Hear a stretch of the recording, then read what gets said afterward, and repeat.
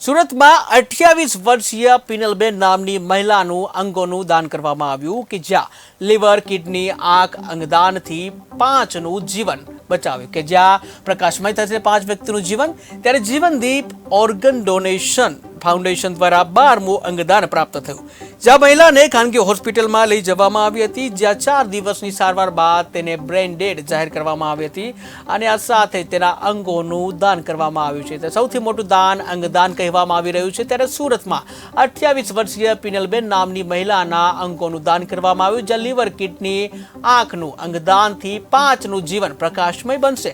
ત્યારે જીવનદીપ organ donation foundation દ્વારા 12મું અંગદાન પ્રાપ્ત થયું છે, જ્યાં મહિલાને ખાનગી હોસ્પિટલમાં લઈ જવાઈ હતી અને જ્યાં 4 દિવસની સારવાર બાદ તેને બ્રેન ડેડ જાહેર કરવામાં આવી હતી।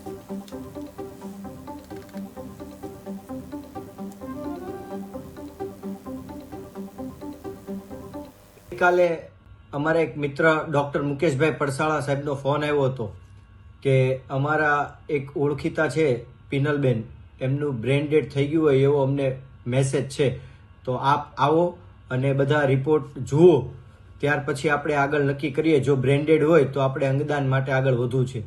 જેથી અમે પીપી માણિયા હોસ્પિટલના ચેરમેન ડૉક્ટર નિલેશભાઈ માણિયાનો કોન્ટેક્ટ કર્યો હતો।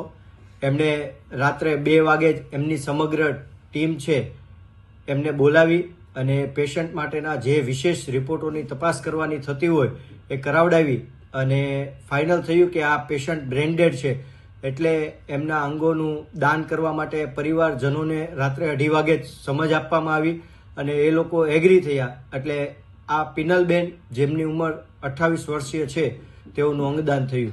આ સમગ્ર પ્રક્રિયામાં એમના પતિ મૌલિકભાઈ, એમના ભાઈ યોગેશભાઈ, એમના મામા પ્રદીપભાઈ અને બીજા જે છે એમના નાના મામા